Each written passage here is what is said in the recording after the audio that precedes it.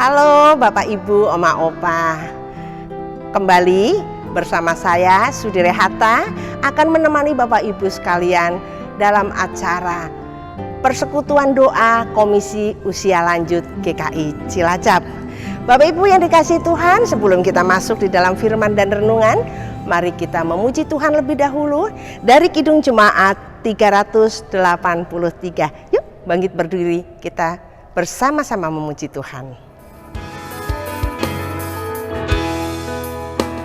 Sungguh indah kabar-Mu ya hai, percayalah Yesus Kristus tak berubah selama-lamanya. Caranya tenang menghapus dosa dan celah. Ia hibur yang berduka, puji namanya. Baik kemarin, hari ini, selama-lamanya. Yesus Kristus tak berubah, puji namanya. Puji namanya. Puji namanya. Yesus Kristus tak berubah, puji namanya.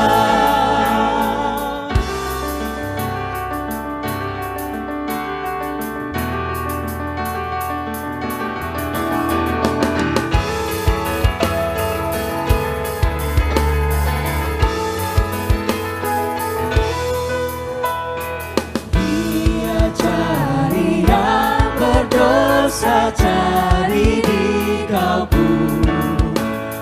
Datanglah, rendahkan hati, serahkan dirimu. Dulu kala ia sambut orang bercela, kini di kalbu disambut, diampuninya. Baik kemarin, hari ini, selama-lamanya. Yesus Kristus tak berubah, puji namanya. Puji namanya. Puji namanya. Yesus Kristus tak berubah, puji namanya. Salam Bapak Ibu yang terkasih dalam Tuhan Yesus Kristus. Berjumpa lagi dengan kami di dalam persekutuan ini. Mari Bapak Ibu kita bersama-sama untuk mempelajari firman Tuhan yang bersama-sama akan kita dalami. Sebelumnya kita akan berdoa kepada Tuhan untuk pencerahan firman Tuhan. Mari kita berdoa. Tuhan Allah Bapa kami yang bertata di kerajaan surga yang mulia, terima kasih ya Tuhan, pada pagi yang indah ini Tuhan telah memberi kesempatan waktu bagi kami anak-anak-Mu, di mana kami akan membaca dan merenungkan akan kebenaran firman-Mu. Oleh karena itu kami mohon urapan Roh-Mu yang kudus Engkau curahkan bagi kami sekalian, sehingga kami dapat mengerti apa yang dikehendak-Mu dalam firman-Mu dan dapat kami lakukan di dalam kehidupan kami sehari. Terima kasih Tuhan, hanya di dalam nama Tuhan Yesus kami telah berdoa dan mengucap syukur. Amin. Kita akan bersama-sama untuk membaca firman Tuhan yang terambil dalam 1 Petrus pasal 3 ayat 13 sampai dengan ayat yang ke-18. Firman Tuhan berbunyi, "Dan siapakah yang akan berbuat jahat terhadap kamu jika kamu rajin berbuat baik? Tetapi sekalipun kamu harus menderita juga karena kebenaran, kamu akan berbahagia. Sebab itu janganlah kamu takuti apa yang mereka takuti, dan janganlah gentar. Tetapi kuduskanlah Kristus di dalam hatimu sebagai Tuhan, dan siap sedialah pada segala waktu untuk memberi pertanggungan jawab kepada tiap-tiap orang yang meminta pertanggungan jawab dari kamu tentang pengharapan yang ada padamu. Tetapi haruslah dengan lemah lembut dan hormat, dan dengan hati nurani yang murni, supaya mereka yang memfitnah kamu karena hidupmu yang saleh dalam Kristus menjadi malu karena fitnahan mereka itu. Sebab lebih baik menderita karena berbuat baik, jika hal itu dikehendaki Allah, daripada menderita karena berbuat jahat. Sebab juga Kristus telah mati sekali untuk segala dosa kita, Ia yang benar untuk orang-orang yang tidak benar, supaya Ia membawa kita kepada Allah. Ia yang telah dibunuh dalam keadaannya sebagai manusia, tetapi yang telah dibangkitkan menurut Roh. Firman Tuhan yang telah kita baca semua akan kami beri tema di mana berbuat baik selalu. Bapak, Ibu, dan saudara yang kasih dalam Tuhan Yesus, kita sering berbuat baik bagi orang lain, bagi sama kita, tapi kadangkala perbuatan baik kita beda menerimanya. Banyak contoh di dalam kehidupan sehari-hari di lingkungan kita sendiri. Ada contoh yang begitu baik kita pelajari, yaitu ada seorang kakak punya adik. Dia membelikan komputer, tapi komputer bekas. Itu pun dengan cara dia harus menjual barangnya untuk membelikan komputer itu bagi adiknya. Tapi apa yang diperbuat oleh adiknya? Dia merasa bahwa komputer itu komputer bekas, dia langsung buang, nggak mau pakai. Ada juga contoh yang lain. Seorang ayah yang begitu mengasihi anaknya, memberikan mobil tapi mobil bekas. Secara logika memang mobil bekas pun bisa berjalan dengan baik, tidak ada kerusakan. Tapi bagi anaknya yang menerimanya, dia tidak mengucapkan terima kasih sama bapaknya atau ayahnya. Justru mobil bekas itu dia ceburkan dalam sungai. Luar biasa tragis perbuatan anak ini. Itulah yang terjadi dalam kehidupan kita. Juga ada banyak lagi. Orang berkelahi, ada yang melerai. Tapi justru yang melerai, dia royok bagi orang yang berkelahi. Akhirnya tragis juga keadaannya. Saat-saat ini juga yang kita lihat, baik di dalam TV maupun di dalam surat kabar yang kita baca, banyak demo-demo yang anarkis. Kasihan juga bagi petugas. Polisi sebagian besar untuk melerai atau memisahkan atau mengurangi kerumunan, tapi justru kadang-kala dilempari batu, justru kadang-kala juga dikeroyok juga. Itu yang tragis saat ini. Tapi Bapak, Ibu, dan saudara yang kasih dalam Tuhan Yesus, kita sebagai anak Tuhan, kita jangan bosan-bosannya selalu berbuat baik.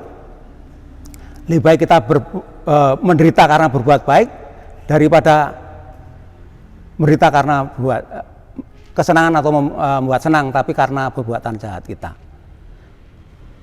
Rasul Paulus juga memperingatkan di firman Tuhan pada pagi hari ini yang kita baca.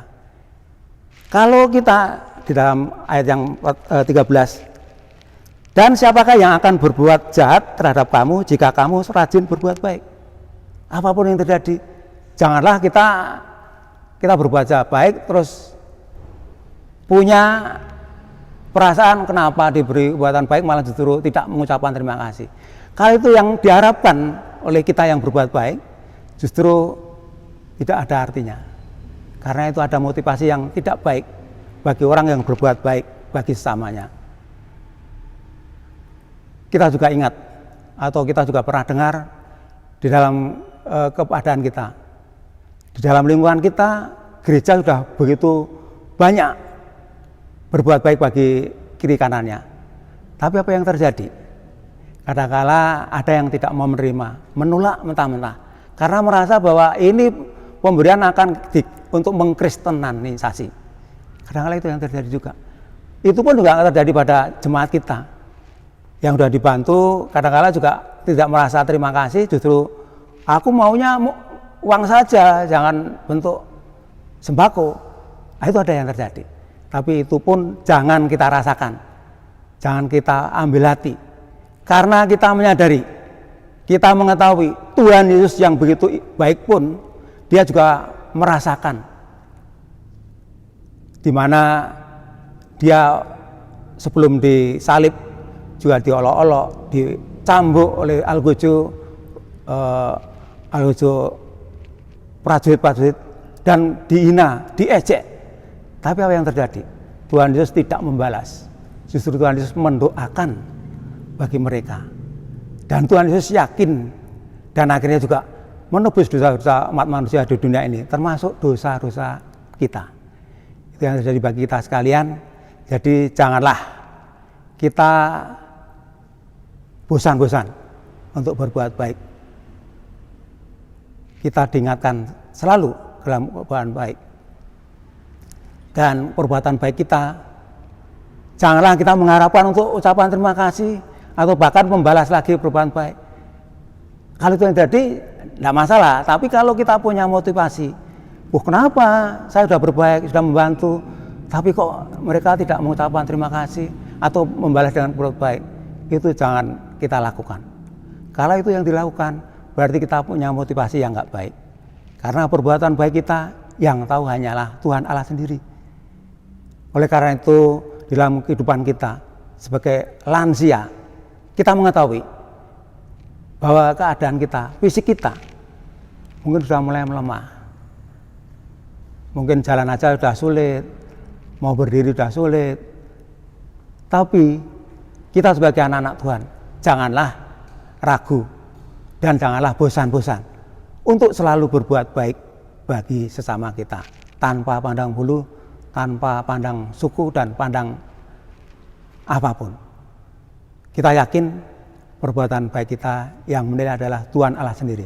Semoga kita dapat melakukannya, perbuatan baik ini bagi sesama kita, tidak memandang suku maupun agama dan yang lain-lainnya. Kiranya Tuhan memberkati kita sekalian di dalam kita berbuat baik bagi sesama. Amin.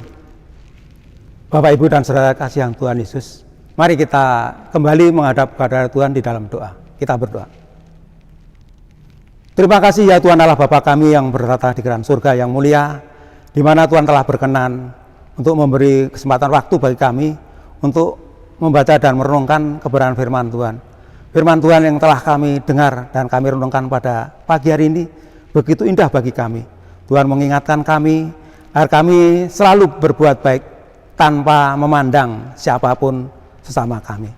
Karena kami yakin dan percaya hanya Tuhan sendirilah yang mengetahui akan isi hati kami. Tolonglah kami Tuhan agar kami dapat melakukannya di dalam kehidupan kami sehari-hari. Walaupun kami menyadari kondisi tubuh kami sudah tidak semudah yang lalu, tetapi kami menyadari dalam tubuh kami sudah merasa lemah, tapi kami yakin dan percaya di dalam kelemahan kami masih bisa untuk berbuat baik. Oh Tuhan, pada saat yang indah ini, kami juga berdoa bagi saudara-saudara kami, para lansia, warga GKI Cilacap. Kiranya juga Tuhan selalu menyertai dan melindungi di dalam keberadaannya, agar mereka pun walaupun kondisi tubuhnya sudah lemah, tapi berilah kekuatan iman, agar mereka pun dapat melakukan perbuatan baik di dalam kehidupannya hari lepas hari. Hanya kepadamu ya Tuhan kami boleh berserah. Terima kasih Tuhan, dan ampuni segala dosa serta kesalahan kami yang telah kami perbuat hingga saat ini. Baik itu melalui tutur kata kami, maupun tingkah laku kami, bahkan melalui pikiran kami. Dengan kerendahan hati kami mohon ampun. Doa permohonan kami ini kami alaskan hanya di dalam nama Tuhan Yesus, Tuhan dan Selamat kami. Amin. Bapak Ibu, Oma Opa, luar biasa pada saat ini kita sudah mendengarkan firman Tuhan. Kita sudah mendengarkan renungan yang dibawakan oleh Bapak Sunarto. Semoga apa yang sudah kita dengar bersama-sama akan menjadikan iman kita bertambah dan hidup kita semakin berguna, supaya kehidupan kita di masa yang sudah tua ini tidak sia-sia. Mari kita tutup persekutuan doa pada hari ini dengan bersama-sama kembali bangkit berdiri memuji Tuhan dari Kidung Jemaat 358. Mari.